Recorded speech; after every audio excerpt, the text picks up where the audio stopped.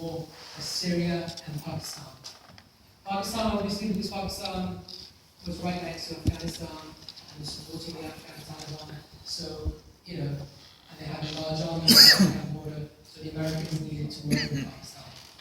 Syria, why Syria? And this is something few people understand, I think, that Syria, Henry Kissinger said, to make war in the Middle East, you need Egypt. To make peace in the Middle East, you need Syria. And that's the first person George Bush called after September 11 was Henry Kissinger. Because he's the man who's run American policy in the Middle East for the last 30, 35 years. And he called Henry Kissinger and said, how do we engage with Syria? Because there was a young president in charge of Syria, Bashar al-Assad. And he was very different to his father. He was educated in England. He wasn't meant to be the president. He was an ophthalmologist. His brother was the guy that took over the presidency. He understood the West very well. And he obviously learned from his father. Now, Syria, conventionally speaking, hadn't done too well in the wars against Israel. But one thing Syria excelled at was with diplomacy.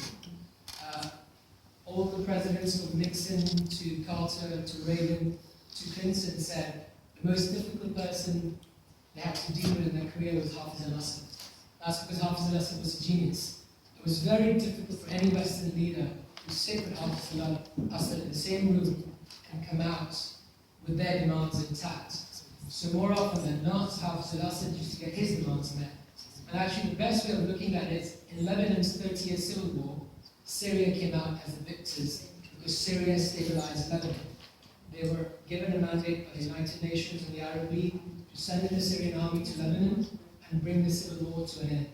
And all the groups that were fighting in Lebanon, there were Shia groups, Sunni groups, Christian groups, they were all at one point under the control of the Syrian military and intelligence.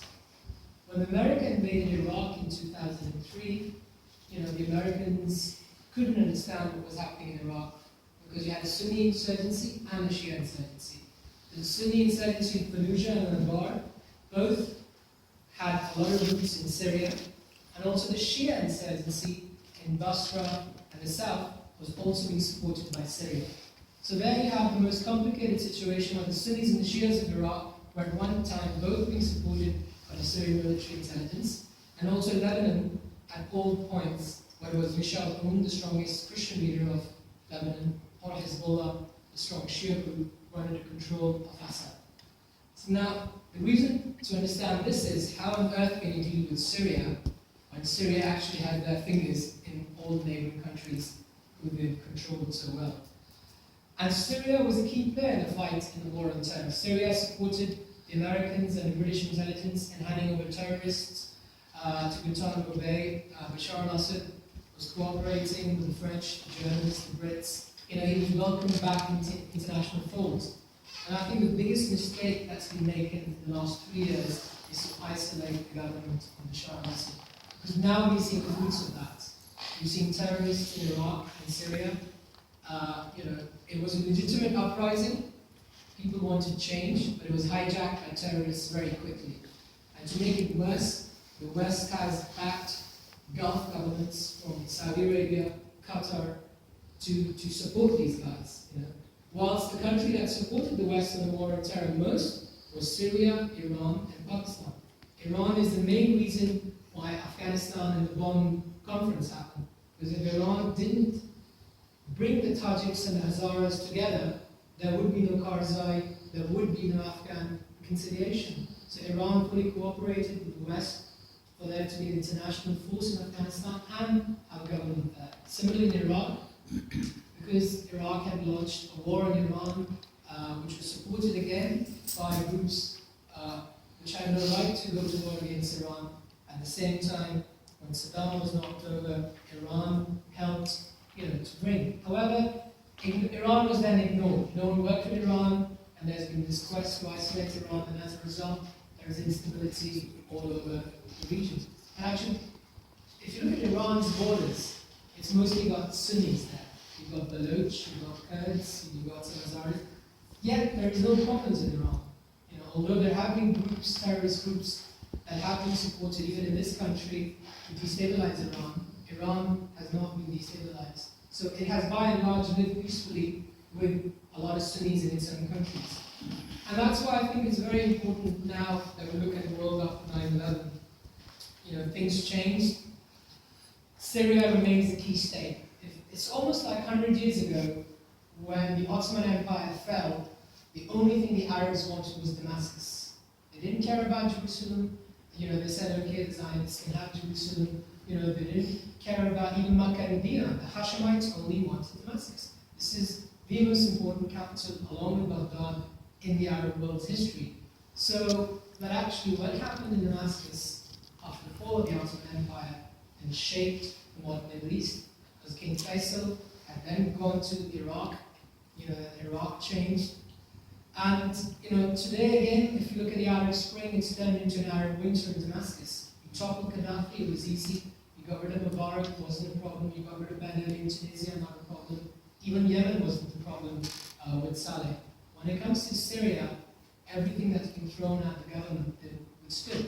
Because one of the things we hear about in the media, that this is an Alawite government, you know, this is a minority ruling over a majority. And this is a very inaccurate picture painted by the media. And actually, the world's best expert, the Oxford professor Patrick Seal, who sadly passed away 2 months ago. Patrick Seal, you know, throughout his years at Oxford, he's the world's top Syria expert before he died. No one in the British government listened to him. The Prime Minister called him into for a briefing to explain what's going on in Syria. He said, look, you've got to work with him to solve this problem of terrorism, because he's been working with the West since September 11th. You know, he has successfully eliminated a lot of groups that the West was scared about after September 11th. And actually now, after 3 years, when Bashar did say that, you know, that there was a legitimate, and there's interviews on record, you can go to the interview where the Syrian president is saying, yes, we have faults, there are problems in Syria, but do not turn this into a regime change and into something that will breed terrorists. So that's what's happened in Syria, and I think at this moment in time, the consequences we see in Iraq is also directly related to the destabilization of Syria. Jordan is scared, Lebanon is very tense, because again, like I said, Lebanon has, for good or for bad, been controlled by Syria for 35 years. You know, the joke is that if the crow falls over Lebanon, it's the Syrians who told it to fall down. So by destabilizing Syria, you destabilize Lebanon, you destabilize the Golan Heights, which are occupied territory, and Syria kept the Golan Heights safe for 30 years.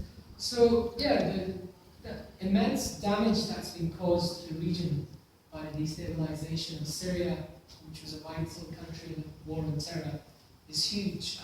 And you know, I think the Labour government did re-engage with Bashar al-Assad. I remember David Miliband went, and I know Mr. Lasharie was also instrumental in that trip, where the British knew that they had to reach out and work with Syria on all fronts. And again, quoting Kissinger, you can't have peace with Palestinians if you don't talk to Damascus. And if Damascus shakes, then the region shakes. And this is the history of the region. When Salah ad-Din took Jerusalem, the first city he had to take was Damascus. Because even he knew, to take Jerusalem from the Crusaders, you first need Damascus. T.E. Lawrence knew, to remove the Ottoman Empire, you need Damascus. So there's a historical geopolitical link to it. It's not necessarily a link, you know, because obviously there was no Assad 1,000 years ago, 100 years ago. So it's the importance of Syria.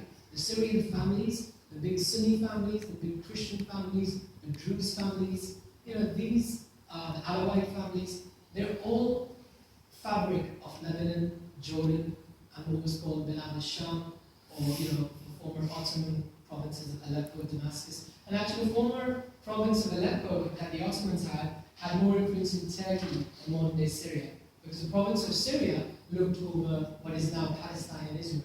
So that's why even if you analyze Israeli military literature, the Israelis have always been most paranoid about Syrian control over Palestinian groups.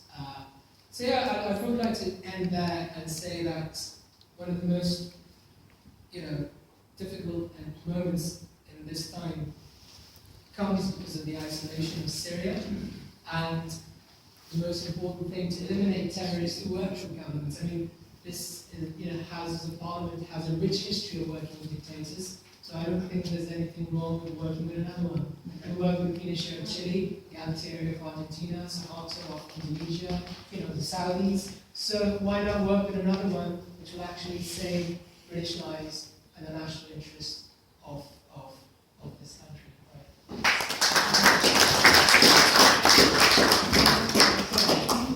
Thank you very much, Kamal, and I'm pretty sure that after the discussion and this meeting, people will be very happy to talk to you, because I think you have a lot of knowledge and research done by you, and obviously the other speakers, when you listen, you will understand they are also as important as Kamal Alam. But I wanted to put a young man first, and Hussein, thank you very much for coming. I think that today there are a very wide range of representation here, so I'm very pleased that you came. Can I invite Saundra, who is a founder member of TWS Solidarity, a journalist and long-standing, as Khalid said, supporter of TWS Solidarity, to come and very briefly speak, and then my main two speakers. I'd like to say, post 9/11, Mushtaq Lasharie and TWS Solidarity had an annual meeting to look at the world after 9/11. Our meetings have ranged from youth wing to women to critical politics. We have had a number of speakers. Last year we had Rory Stewart, and prior to that, at the instigation of this annual meeting, we had people like Michael Portillo. We've had the right, the left, and the center well represented. I won't give you names, but this is a meeting of hope that we've had since 9/11. And I'd like to make a few comments off that, which are perhaps less hopeful in my own experience. And if I may go back to 2002, I interviewed Gore Vidal at the Financial Times, where I was a journalist then, 1 year on, to talk to him about post 9/11. And I began my introduction to the interview with the following words: terrorist attacks on the United States, a war in Afghanistan, the US on the brink of invading Iraq, nuclear threats by Pakistan and India over Kashmir, and no resolution in sight to the bloodshed between Palestine and Israel. Not a good year. My first question was to ask Mr. Vidal what the UN and individual governments could do to create a less chaos-ridden 2003. His response, unsurprisingly, was not optimistic. What struck me at the time was that little had changed during the year following 9/11, with George Bush and his war on terrorism well documented, and his subsequent invasion of Afghanistan. Wind forward to 2014, 13 years post 9/11, and although some of the names, circumstances, and places may have changed, to my mind, we continue to live in a chaos-ridden world. Throughout the past 13 years, war, pillage, invasion, execution, famine, and natural disasters have continued to dominate the media headlines. Take the Islamic State. Obama and Cameron insist that President Assad does not have legitimacy, but Assad appears to have 14% of support by the people of Syria. Many Western, I say it as an aside, a Western leader has had and operated on less than that margin in the past. And Assad also has been, whatever one may say as a critique about him, he's been in the forefront of trying to curtail ISIS, i.e. the Islamic State, the Caliphate. The CIA provided weapons to anti-Assad groups that have ended up in ISI hands. This should be a surprise to no one. Last year, the Saudis for supporting these jihadis. And by the way, a former head of MI6 has drawn attention to the fact that Saudi financial support has proved, and I quote, critical to the rise of ISIS, end of quote. Today, the Saudis are meeting with broad coalition partners in Jeddah with the aim of stopping the ISI threat. Quote, "We won't get involved in another ground war," says President Obama, "no boots on the ground," end of quote. Journalist Daniel Pearl was beheaded in Pakistan, and two more Western journalists, I am a journalist by trade, met the same fate recently, as we all know, by ISIS. This is shocking. While Saudi Arabia sanctions beheading on an all too regular basis, where is the outcry? I interviewed some years ago the head of Amnesty International, who said that the two of the states that had the most lethal injections or beheading by the government of criminals, we were talking about, number one, Saudi Arabia, and secondly, the US. We live in a state of chaos at the moment, I think, in terms of the global politics. It's astounding to me, really and truly, that we have events, beheadings that can be okay in some respects with no outcry, and beheadings in another respect that can be considered okay, because Saudi Arabia, of course, is a very wealthy nation, and the West, in my opinion, too often plays into their pockets because of their wealth. I wonder what lessons we've learned, and I'd like to return just to end to Qurban in answer to my question about how the world could move on from chaos, and to reiterate his response to one of pessimism. And in my opinion, since 9/11, if you take Palestine, Kashmir, and on and on and on to ISIS, to the CIA, little has changed. I wonder what lessons we've truly learned. 13 years on, you tell me, can anyone here have imagined then what is going on today? Thank you.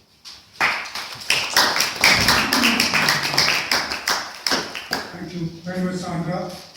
As Kamal mentioned, we work very closely with many British establishments, Home Office, Foreign Office, and I was successful in sending David Miliband to Syria, and then the Syrian foreign minister came here, and they had a planned press conference in Foreign Office. And in the night, 2 o'clock, a missile, US missile, went into the Syria territory and killed about 10 people, and that press conference was cancelled.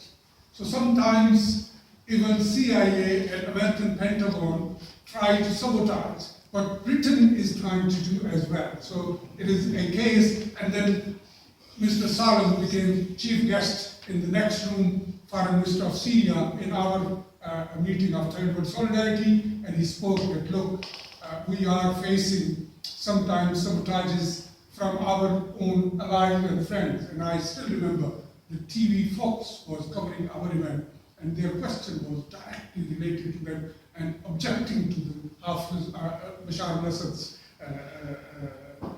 government.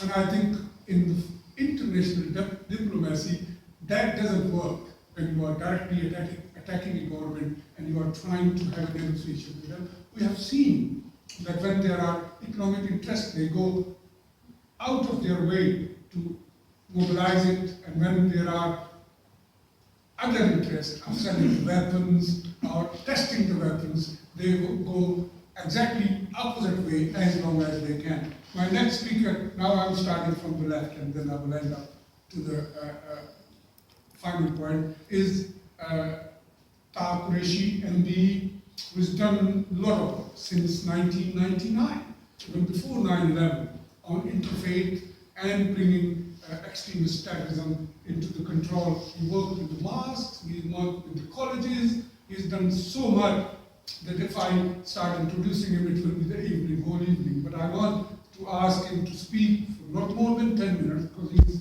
done a very long paper. But I think, to just warn you as well, that be prepared. Qureshi. Today was the war on terror, past, present, and future. I'll be concentrating more on the future, how we could make the future bright for our future generations. Nonetheless, Afghanistan has been as a matter of fact, focal point for a long time. And let's just remind ourselves that how many groups were working in striving for control in Afghanistan. And in the late 1970s, the former Soviet Union invasion of Afghanistan, and lost almost 15,000 soldiers in this war. And then, of course, Afghanistan witnessed 3 stages of war. The first phase starting in the late 70s, the second in the 90s, and then, of course, the one we are talking about, the third phase after 9/11 attacks on the World Trade Center.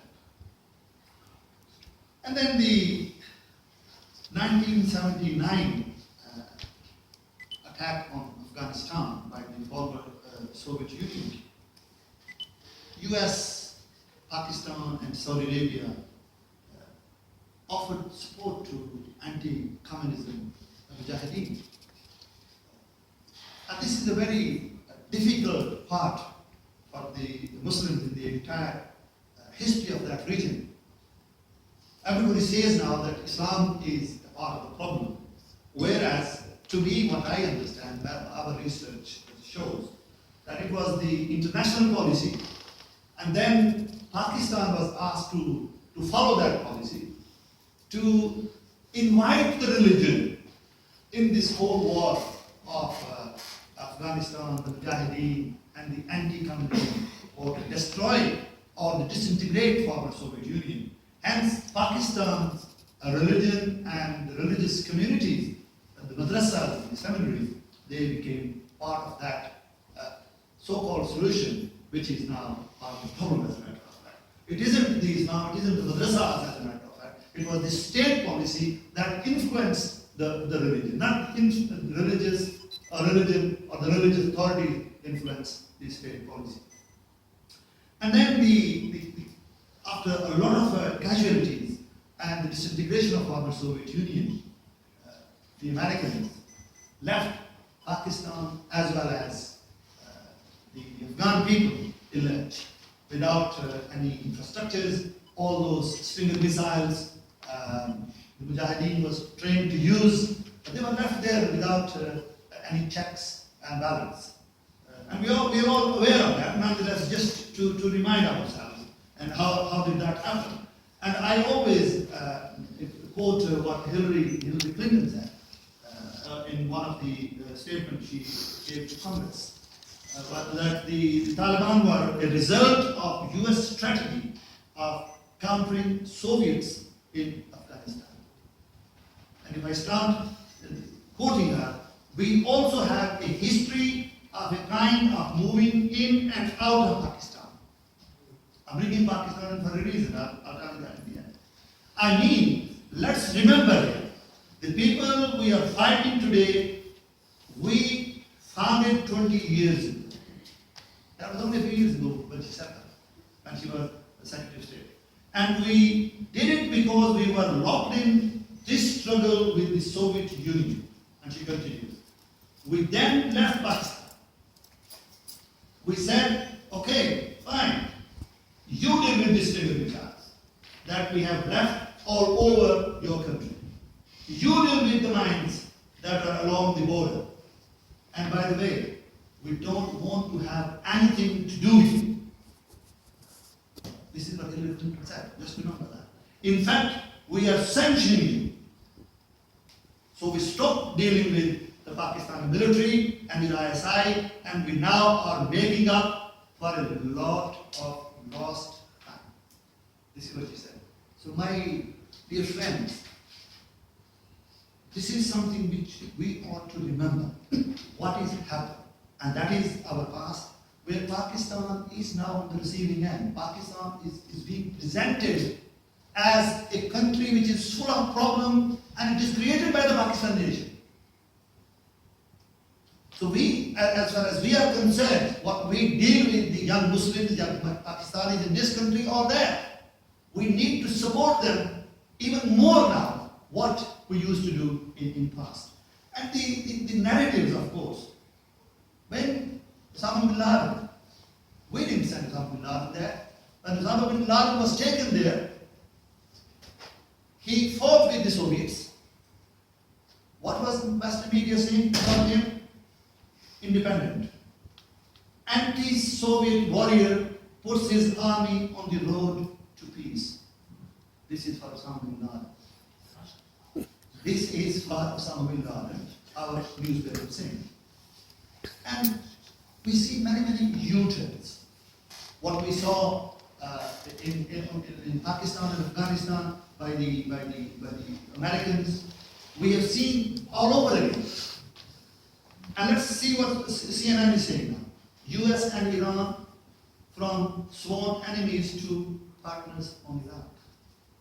It's a big U-turn. The axis of evil was called by the media. Now they are becoming partners. It's made as Shia and Sunni war. It wasn't a Shia and Sunni war. This Afghan war, as a matter of fact, which was imposed on us, it's been made in Pakistan a Shia Sunni war. It's been transformed into a different menace now, as we've taken into Libya, into Iraq, into Afghanistan, into Syria now. So we ought to be very careful.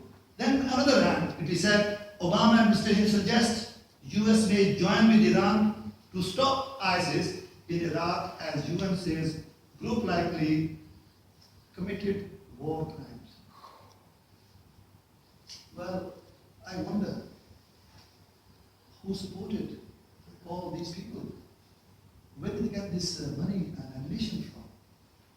Not Pakistanis or Islamic leaders from the United Kingdom went there and supported them. I remember our foreign secretary calling these freedom fighters, the opposition party, as the fight for a noble cause to topple Assad's regime. When the president, the prime minister, the foreign secretaries are supporting this war against maybe legitimate or illegitimate government, but there is a government, there is a control, law and order there. When we are supporting them, the young people watching that video would say this is a noble cause, let's go to Syria. So now it is not 500 like our agencies are saying, it's a lot more than 500, I'm afraid. I'm saying this because of my experience, and I'll come to that shortly. How much, if we ask ourselves, have we really won this war? Are we winning this war? Let's talk about the cost. 10,000 civilians and army people from the United States. They've died. Nearly 500,000 people. It depends which data you take from the newspapers. Nearly 500,000 Iraqis, 50,000 Afghans, 40,000 plus Pakistanis, and 7,000 Somalians, thousands in Libya and Syria. And what's the end result of all this cost which we have suffered? Human cost or financial support we have given these people. Pre-war, war on terror. There was only one terrorist group, Al-Qaeda. And they were not in Iraq. They were not in Syria. They were definitely not in Libya. And now, we have so many groups in Libya. 37 odd groups are working, terrorist group in Libya. And they have now connected themselves in the entire Arab region. And I'm sure Dr. Kamal can put more light on that, as a matter of what's going on in Syria now. It is not us supporting ISIS. No Islamic country has supported ISIS. Where have they come from? This guy was in American prison, suddenly he's come out and he's a caliph. Unbelievable. Now we have Boko Haram and Al-Qaeda for the Arabian Peninsula in Yemen, then Al-Qaeda Global, and then Al-Shabaab, and you name it. In every country where we have intervened to bring democracy, although we don't accept democracy when it comes in Egypt, nonetheless, this is how it is. That we have gone through democracy, and what have we done? Look at Iraq and Afghanistan, in Syria and Libya, in Afghanistan, in Pakistan, what is happening? It's terrible, terrible state. Finally, a few minutes left. Lessons for us in the UK. I think we ought to have a very clear foreign policy. We are taking a lot of U-turns. Like Khalid Mahmood, very good friend of ours, and he said that Parliament did not pass that resolution. Americans were ready to throw some bombs on Sunday night, Mr. Lasharie, if I remember correctly, had our Parliament passed the bill. So we need to have a very clear foreign policy. No financial or military support to these armed rebels. I think we ought to be very careful who are we financially and militarily supporting. Otherwise, there will be other ISIS on our doorstep. And don't forget, this is not something very simple. The young minds are being influenced everywhere, not only in the UK, everywhere in the world. And we suffer in the process. And why I'm saying this thing, I remember very clearly, like Mr. Lasharie said, that we started counter-radicalization, de-radicalization program before 9/11. We could see young Muslims going from here to Pakistan, then to Afghanistan, and coming back. This triangular relationship was going very effectively. Agencies were aware of that, but ordinary public was not aware of that. We found out and we started working in countering radicalization. And when in 2002, we identified 15 people in writing to the authorities, in 2003 then, in writing, that these are the 50 people, they are trying to do something here. For example, one member of the group, he went to the next door, our friend Jews. In Arabic, he writes, "Yuqatiluna fi sabilillah." Get killed in the path of Allah, the path of God Almighty. So, when we reported these groups, there were many other incidents. When we reported them, for 2 years, police says, "Sorry, our hands are tied. Unless they commit something, we can't do anything." And those were the guys, on 21st of July, they committed these atrocities. Four of them. They are in for 40 years now. So the Pakistanis and the Muslim community here, they have been actually leading the way. We need to engage with them meaningfully, not just for the media, that we are working with the Pakistani community, we are working with the Muslims. I don't think that is effectively happening, particularly in this government. I don't support any party, but in this particular government, that is not happening, unfortunately. And a clear exit strategy. We enter into Iraq and we just move out without a proper arrangements. Then in Afghanistan, now in Libya. What's happening in Libya? Where are we? The ordinary public is suffering. I always say what happened on the borders of Pakistan by the drone attacks. People got killed, and the children who were left there, they were prepared as suicide bombers.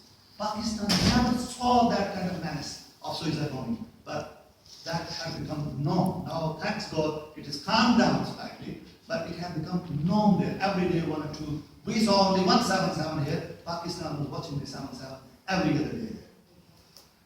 The other very important point, we ought to have dialogue before we start using force.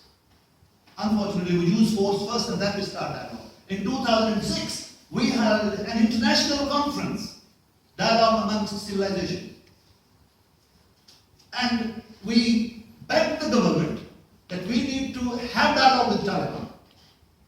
Instead of just going and killing innocent people, for one terrorist, hundreds of people are being killed, why not start dialogue? At that time, nobody took any serious note of that. But now everybody is nagging us now, could we just enter into meaningful dialogue? So we need to have dialogue and using the force in advance. And then we need to look at the narratives and the counter-narratives. These people are terrorists. They're killing innocent people. No matter whatever they call them, the media ought to be very responsible. The government also ought to be very responsible. Instead of using Islam all the time, I think we ought to be using those groups with a different name. Now, Islamic State. Where does Islamic State come from?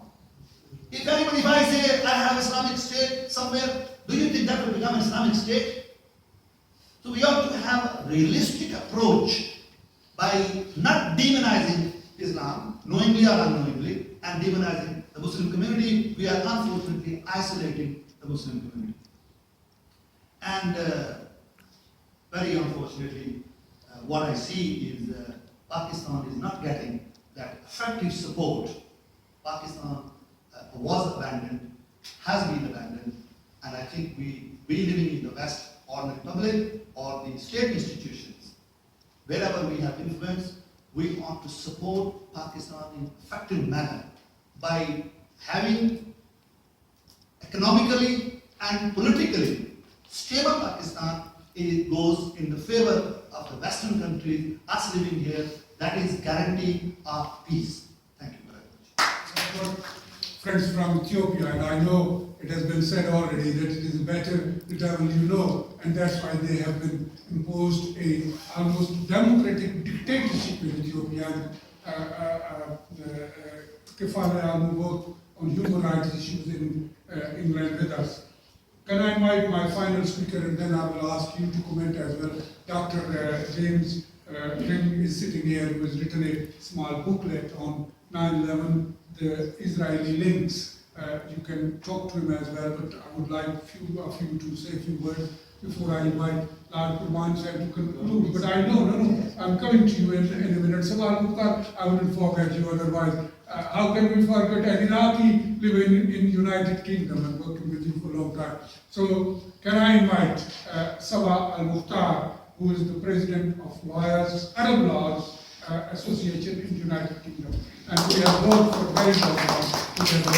Sabah Al-Muktahr. Just second to see that we are going to not go for very long. Well, I was worried that I had to speak after Stephen with that elegant speech we had. But thanks to my sister, she gave me the break, so I can be a little more boring than this speech. I think we are talking on the occasion of 11 September. And there were 3,000 innocent people who died out of a criminal act. I don't think personal sorrows or national sorrows are for competition. No sorrow is more important than the other. And we can sympathize and empathize with the people, but the grief only hits the people who suffer. Remembering that the losses of these 3,000 innocent people as a result of a terrorist attack in Europe, that does not mean we shouldn't be looking at others who suffer as a result. 9/11 had nothing to do with Iran. This was a five-year plan, so we're told. Saudi executed. Iraq certainly had nothing to do with it. No Iraqis, there were no plans. As a result, for every American that was lost, we have 5,000 Iraqis who were killed by the Americans and by British soldiers. And I think this is totally unfair by any stretch of imagination. We've turned all the concepts upside down in respect of Iran.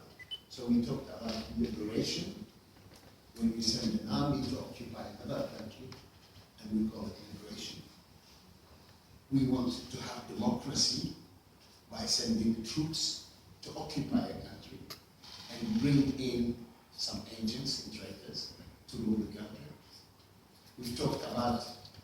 law and order. And we went with this lie for 10 years, since 2003. Since 2003, everybody knew it was an illegal act by any standard, including the Secretary General of the time, who remembered 18 months later that it was an illegal act. So I wonder whether he didn't know or he knew and didn't say. But anyway, it was an illegal act. We sent people there to create the mayhem of Abu Ghraib, which I think probably the picture of the guy who's standing with his hands is going to last along with the pictures we've seen at Tiananmen Square, at Vietnam, the girl who was burned. I think when one looks at the case of the 13-year-old girl, Ahira Janabi, who was gang raped by the American soldiers, then she was killed with her family, and they were all burnt to death. And no one answered for that in the American justice. We have the situation where we've sent thousands of people from this country, not in defense of Queen and country. Soldiers in this country, they work for the defense of the realm and the Queen. They went to Iraq, and they gave their life there because our friends were telling there. And indeed, it's all very good we point at him. But he went to war with the support, not of his party, but of the Conservative Party. That's probably one of the only wars that this country fought with the support of the opposition rather than the government, the party in the government. We had the media, which for 10 years talking about Saddam's army, Saddam's children, we were killing left, right, and center. But everybody somehow pretended that it was okay. And it was all a fictional black comedy situation. Then we end up by occupying the country. Probably many people are unaware that there are still a lot of soldiers who are on trial along with the Minister of Defense. We were told it's bad apples. It's not everything. Mentioning something about the discrimination during the 1991 campaign, the Foreign Office said something called Gulf Victim Support Unit, and I was asked to help with them, and I was meeting a lady whose son was in prison in Iraq. This was before the war campaign. And I was told by the Foreign Office, please don't tell her you are an Iraqi. So I was trying to, it's a long story, but her son is in prison because he did something wrong, he broke the law in Iraq. And I was trying to convince her that his son, her son, has nothing to do with the war. They will not kill him, they will not torture him. And she says to me, you don't know those Iraqis, you don't know those Iraqis. And I kept on trying to convince her about the law and about there is a difference between those who are fighting, those who are in prison. And she pushed me so much to the point that at the end of the day, I forgot, I didn't pay attention. And I said to her, but I know them, they're not as bad as that. And I said to her, she said, no, you don't know the Iraqis. I said, yes, but I'm an Iraqi. She said, no, dear, you can't be, you're a nice guy. I have a friend of mine, who was my colleague, the lawyer. He lives in Mosul today, and I phoned him to ask him how does it feel to live in ISIS land. And he thought that it was a sick joke, but anyway, he said to me, he said for the last 10 years, that's 2003 until now, every month he pays $50 protection money to Al-Qaeda, whatever their name is. ISIS, Al-Qaeda, ISIL, whatever you call it. But for the last 10 years, listen to what I'm saying, last 10 years, not 10 days or 2 weeks or 2 months. He's been paying $50 every month to the Qaeda people, because if he doesn't, something happens to him. And he was also paying another $50 to the police of Maliki, of the government, because if he doesn't, he'll get in trouble. He said, now with ISIS, I'm better off, I'm just paying ISIS. He said, I'm not paying Maliki. He said, in addition to that, he said, during the Maliki time, he said, every time I go out of my house, he said, I'm verbally insulted, abused. He said, I'm an old man, they make me stand for an hour in the sun to queue to check my identity. And they make me say all sorts of things about Sunnis and all that. He said, I was so insulted every time I go out. He said, I can tell you, since ISIS took over, I go out and they tell me, yes, Haji, go ahead, because I'm an old man. He said, I've not been insulted for the last, He said, I hate I was going to use the bad word. He said, I hate those guys. He said, but you know, I don't want the others to come. I do not want the government to come back. Now, I think this situation has moved into a war between the Muslims and the West. And I think it's wrong. I took you through the 11th September because I was trying to come to the point that we have been dishonest. And I'm talking about the international community, about the United Nations, about the United Kingdom, about the USA. We've just been dishonest, totally dishonest. And we are repeating this thing exactly like now. I've listened to President Obama yesterday, and it was a fuzzy policy, full of rhetoric, talking absolute nonsense. He has no substance. Talking about getting an alliance with everybody, and you say, oh yes, and what are you going to do? The idea that you can fight terrorism from the air, you imagine you send F-16 to bomb 3 guys from Al-Qaeda who were sitting in one of these four-wheel drive, and you say, you're fighting Qaeda on that. We talked about liberating Mosul Dam. I tell you, the Mosul Dam is a huge thing. It's not even a bridge. It's a very huge structure.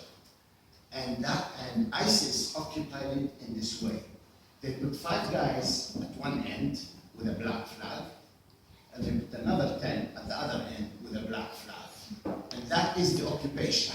And it took NATO to liberate it. So we have liberated Mosul Dam. I don't know what they are trying to do, but at the end of the day, all those people in Iraq now, Daesh is, whatever the numbers is, 5,000, 10,000, 50,000, 20,000. Those people cannot control all that sway of land. Those people can only be kicked out and sent out by the people there who are suffering from them. Our David Cameron tells us that we are suffering. Quite honestly, I'm not suffering here. I don't think anybody is suffering from ISIS. As such, there is a threat. Terrorism knows no boundaries, and we have to be careful. But the idea that somehow we try and tell everybody that ISIS is a threat to the national interest of the United Kingdom and the USA, and you have a meeting at the Security Council which issues a resolution. I've asked one of the lawyers in the Security Council, I said, are you going to serve this resolution on the Khalifa Abu Bakr al-Baghdadi, that you tell him that he's a bad guy? You know, this is what we've done. We have NATO meeting, we have a meeting in Jeddah, which is in Saudi Arabia with everybody. But that is not the solution. The solution is there must be a recognition that the people in Iraq and in Syria are not ISIS. They are hostages of ISIS. And unless we treat those people not as ISIS, Bashar al-Assad is bombing the civilians, and the government in Baghdad, I was going to say Maliki, but let me just quickly go on that one. Everybody is talking about the change in the government of Iraq. This government is identical to what it was before. Maliki and this present Prime Minister, both of them are from Dawah Party. Dawah Party is an Iranian creation, financed, backed, and controlled. And those two were the most senior guys in the party. This one stepped down, this one stepped in. everybody, all those people who are called Sunnis and all the rest of it, are just fiction. They are the same people who were there with Maliki for the last 10 years. But I think I will just say that we must be proud in Britain, because the President of Iraq is a British citizen. The Prime Minister of Iraq is a British citizen. 6 ministers are British citizens. Something like 20 senior politicians are British citizens, and probably something like 45 members of parliament are British citizens. I think we're doing very well. I think it is about time that we actually begin to really look at, for instance, who caused this. And I'm still waiting for the Chilcot inquiry to come out, because I bet that the Chilcot inquiry is going to contain sufficient information which enables somebody like the Crown Prosecution Service to begin some sort of a judicial inquiry as opposed to a public one. I think the problem of ISIS cannot be solved in the way that it's being done, as long as we continue to treat the hostages as the criminals, and the bomb continuing on the cities of Iraq and Syria. Thank you. Where getting weapons, and Pakistan, who has become the frontline state to fight terrorism, needs more capacity to deal with this. I think that is very important, and we will carry on discussing it.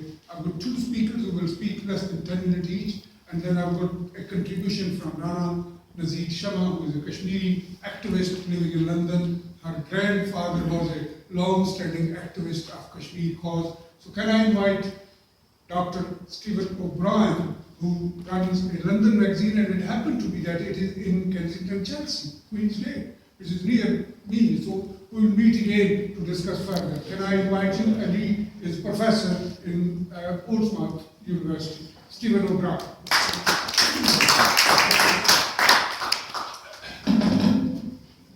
Thank you very much for inviting me. I speak really as a poet, a writer, a cultural journalist. And so far as I can pass as an intellectual in literary and cultural terms. But post 9/11, I would say we are bewildered.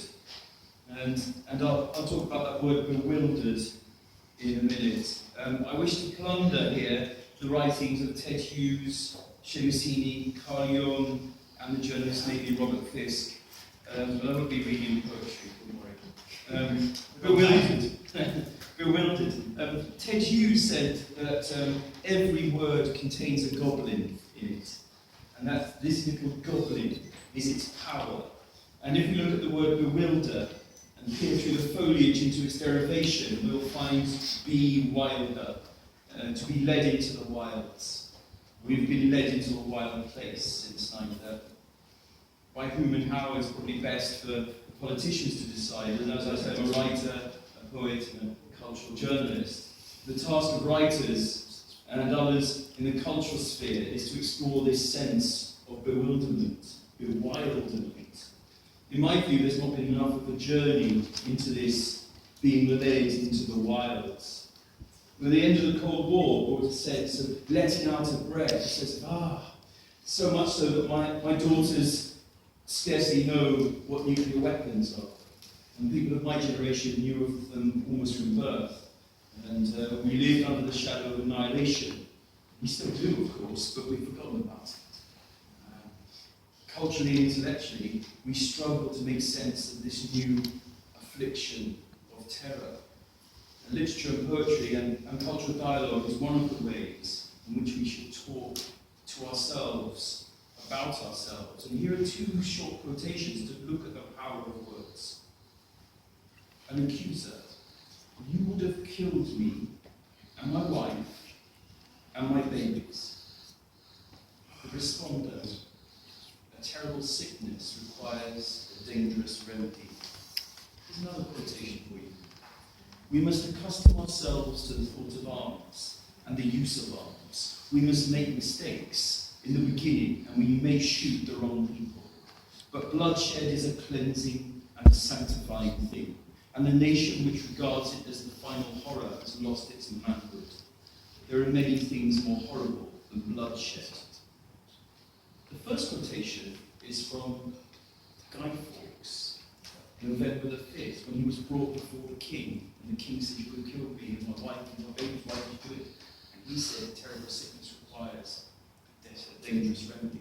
The second was 1913, from my country, from Ireland, Hudrick Pierce, who led the Easter Rising. He said, "Blood is a sanctifying thing." And in 2016, we'll celebrate in Ireland the centenary of the Easter Rising. And a man who said even the nation of the whole people has become enshrined as a glorious hero in the history of the Republic of Ireland. But those quotations are every bit as chilling as something that could come from ISIS. They're also mythic. And indeed, the poet Seamus Heaney, who died last year, after 9/11, he said, "We have entered a mythic time." There have been other mythic times, of course, in different places at times, and they usually come at the equinoxes of faith and injustice, where the two meet. And indeed, nations all tell themselves their own myths. The Battle of Britain has been given a gloriously mythic dressing up. The fall of the Bastille, the American War of Independence, has mythic qualities. Early 20th century Ireland became a mythic place. 17th century England became a mythic place. Carl Jung, the great father of psychology, says, "I cannot experience myself as a scientific problem. Myth is more individual and expresses life more precisely than does science. Science comes to a stop at the frontiers of logic, but the myth does not. She thrives on ground as yet untrodden by theory." Now, this is either the greatest cop-out in history, or it is of deep gnomic significance. So, Seamus Heaney, who responded in prose and poetry, said of 9/11, "Acts of coldly premeditated terror, such as those of September the 11th, and the campaign in Iraq, these things have a quality of mirage about them.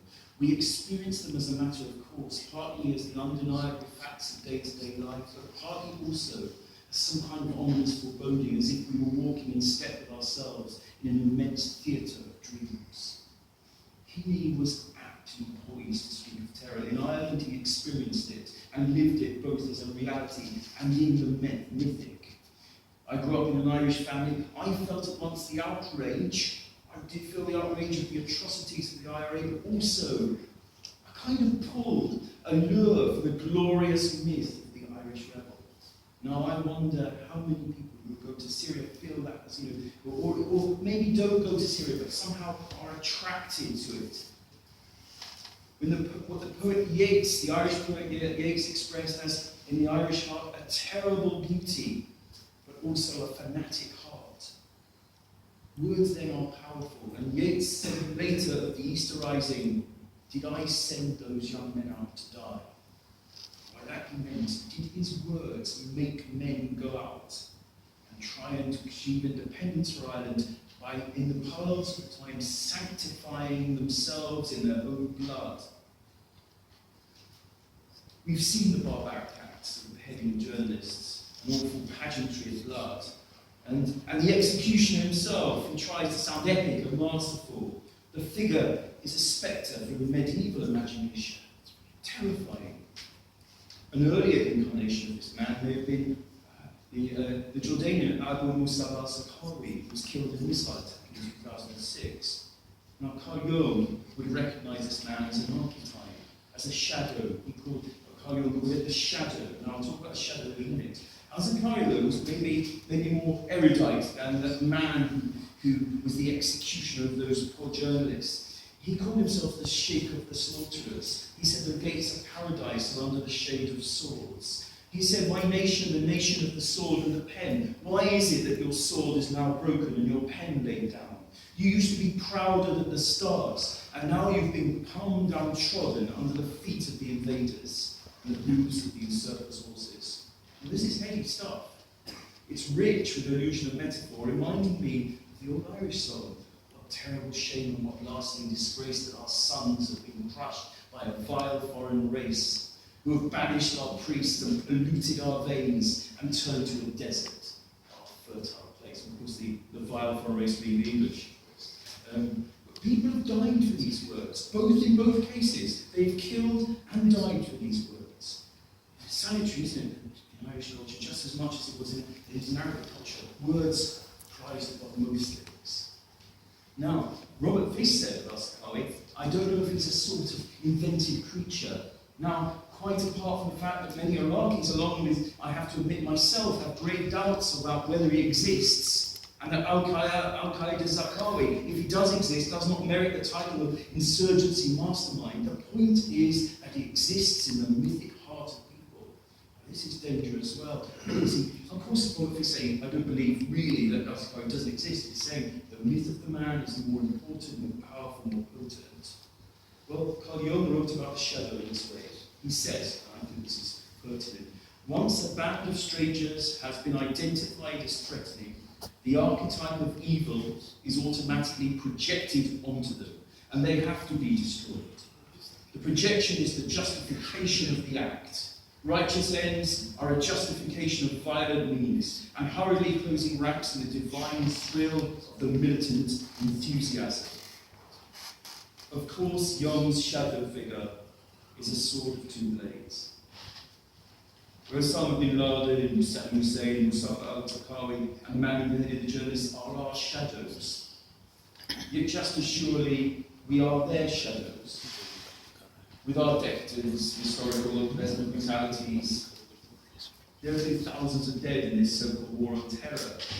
And on the angry breath of each ranting zealot, maybe, there are tiny flecks of truth. For as we know, the West is far from unsullied. Humanity's darkest drop stones, those of extremism, suffering and hatred, spread ripples which inspire verse and poems of human consciousness. For instance, William Dunham was written of the almost Homeric verse that comes from Taliban fighters in Afghanistan. The very first work in the English language, the Epic of Beowulf, is about young men fighting. It is almost a need in many parts of the world throughout history for young men to fight. It's all too easy for other men to give them the excuse to fight. In the light of this reality, I'm sure there's a literary imperative to respond to the epic and astounding fanaticisms which have risen everywhere in the opening years of this present century. And I have no answers or conclusions, other than the fact that we create our own shadows. We have created our enemies. We are bewildered, as if we've been led into a wild place. And as Seamus Heaney bears repetition, we live in mythic times.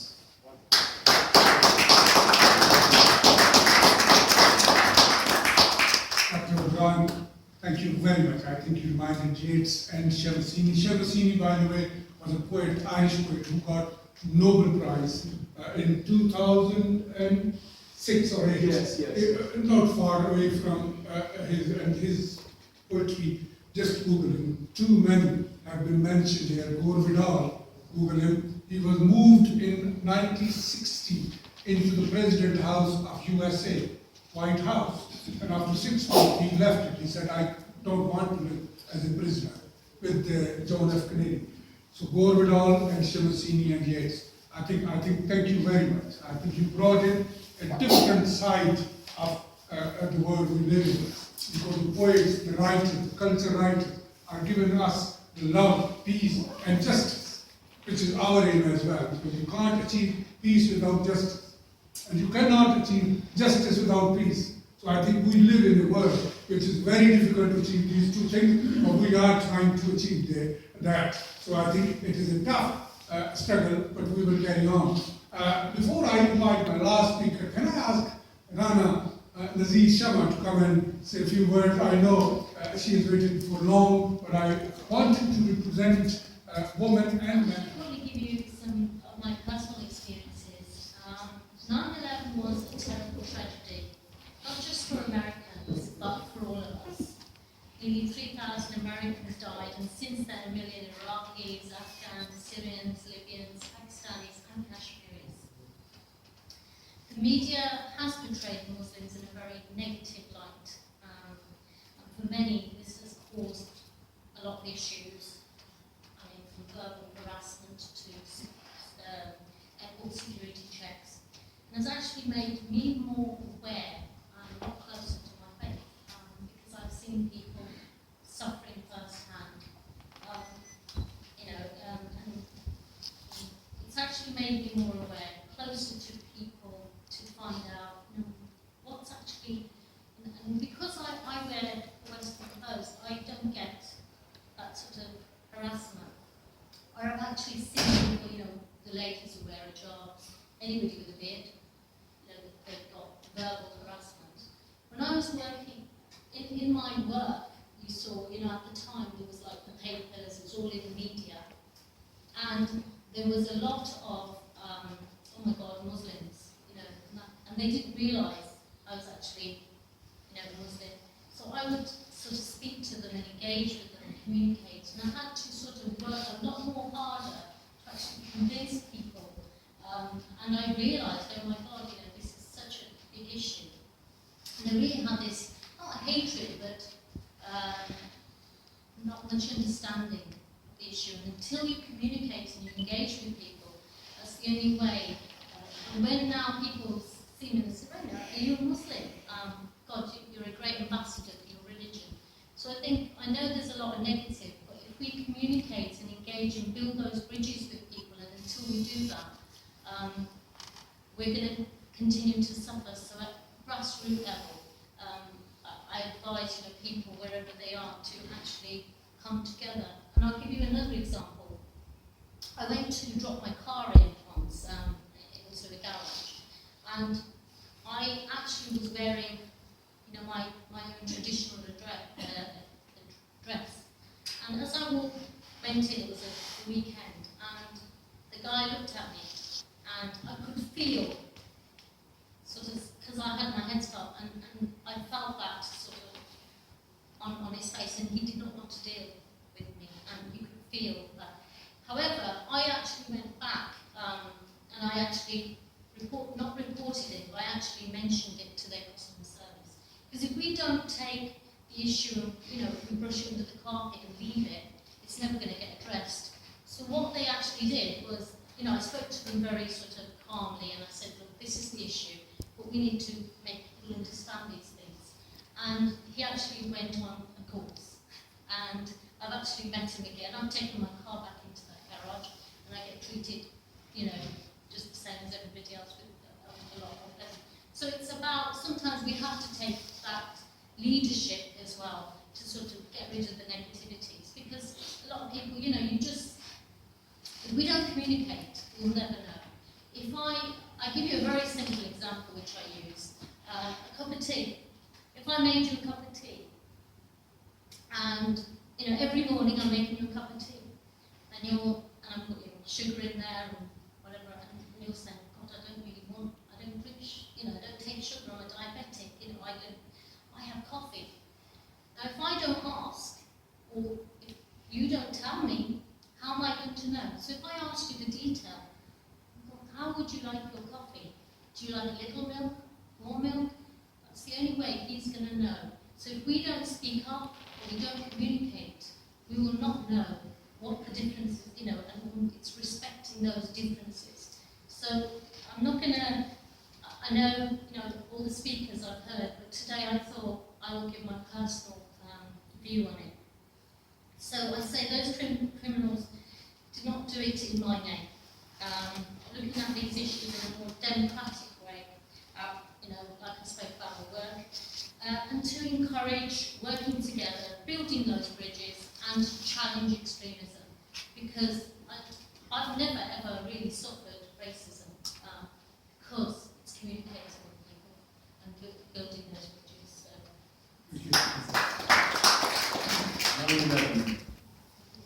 A huge tragedy that took innocent lives, 3,000 plus. And who will exactly be responsible for it? Well, we hear from the press or the statements of the governments that some Muslims were responsible for it. But we we haven't got the truth yet. Exactly who is responsible for it. I know who is paid the price for it, but we don't know whether they were responsible for it or not. Certainly Iraq was not responsible for it, and the other countries, neither was Libya responsible for it, or for that matter, other countries that we have seen in trouble since then. I have to say that prior to 9/11, particularly from 79 till 89, America, as has been said already, I'm not going to repeat, half of my speech was half of Mr. Qureshi's speech. I had similar things in mind, and in fact, if you look in the Google, you will find that I have used the same arguments from the floor of the House in various debates when talking about peace and stability in that region. And what you said was exactly right.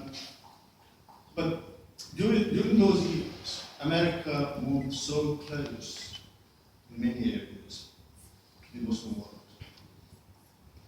And when America came out, I think it was still a friend of the Muslims in many areas.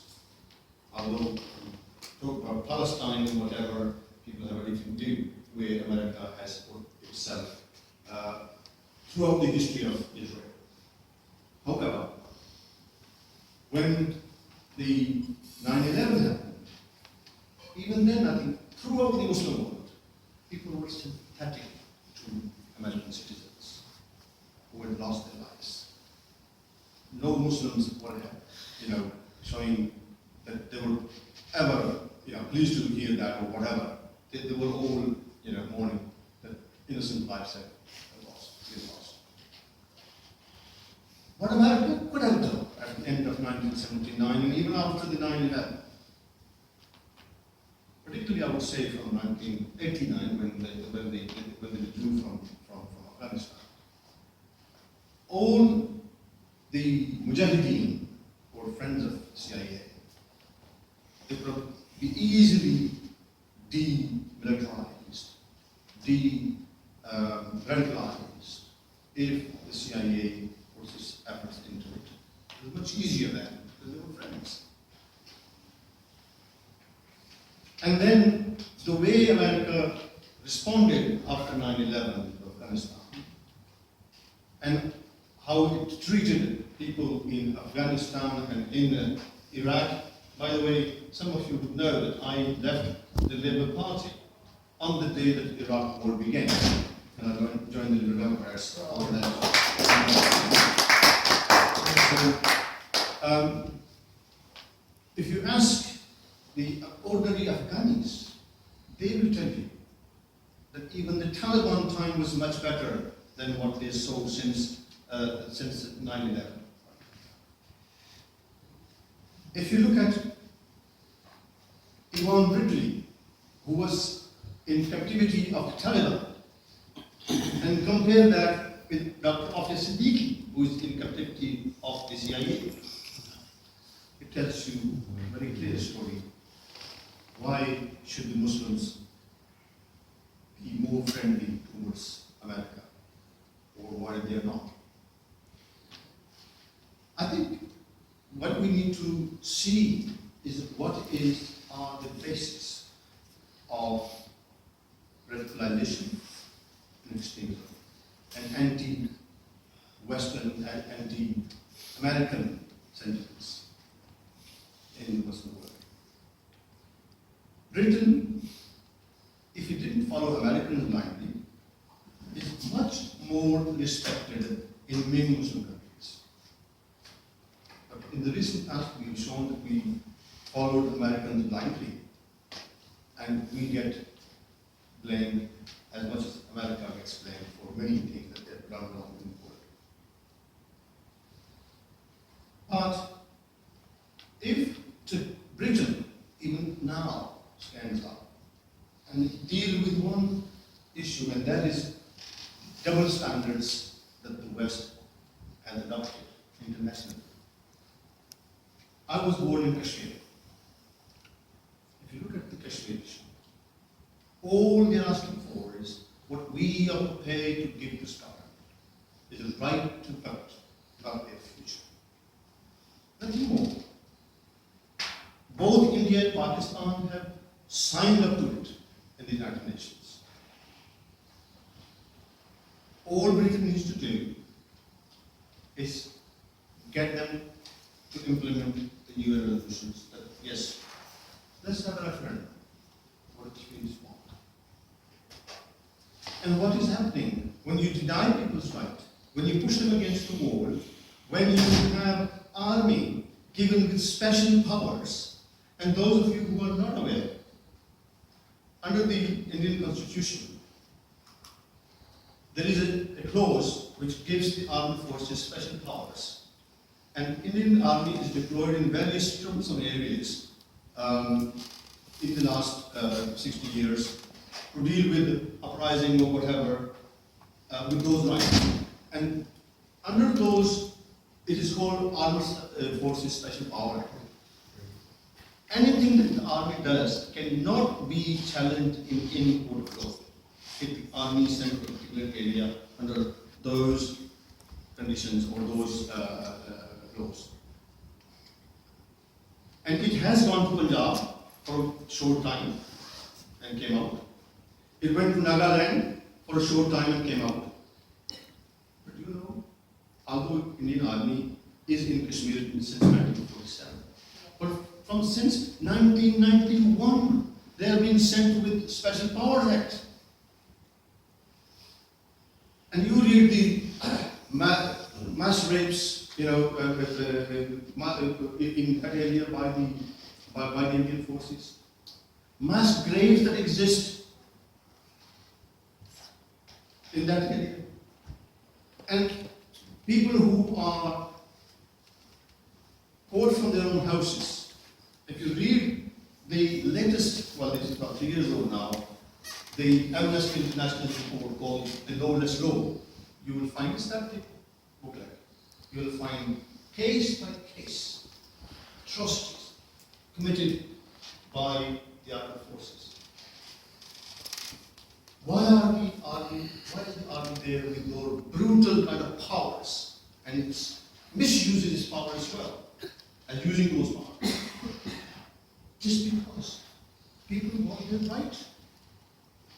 Why is Britain scared of asking the Indian government to allow people to have their right to live according to their own ways? If we don't have the double standard in the world, I think we will have most of the radicalization. We will get rid of that. Be it Palestine, Kashmir, or other areas. If we can have the same right given to the people of East Timor, if we can have the same right being given to the people of South Sudan, why can't we give that right to Kashmir? And at least you will have one of the largest or oldest disputed issue since 1947 on the agenda of the United Nations resolved.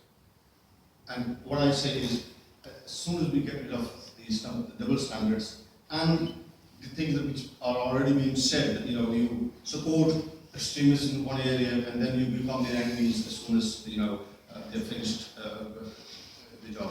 And therefore, I think we need to change these policies.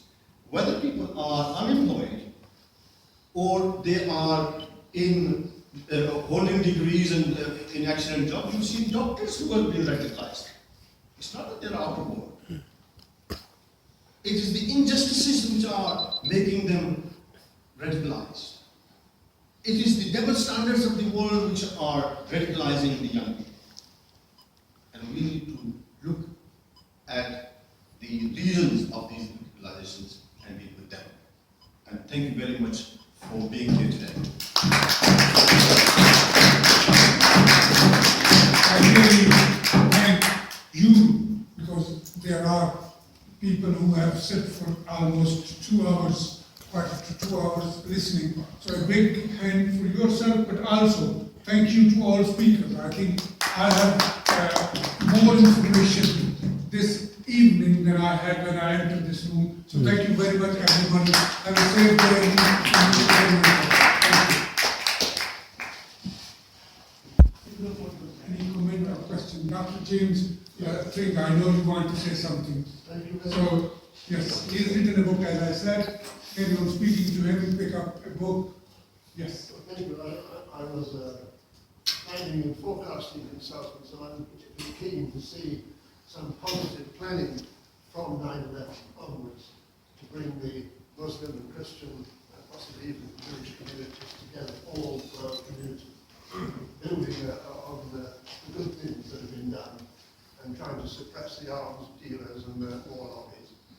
But we won't be able to do that unless everybody begins to realise that we've skirted round, in the Middle East anyway, and possibly in the rest of the world, the central problem, which I see, and I've proven it, I think, in my book, is the imposition of the Zionist entity in the Middle East.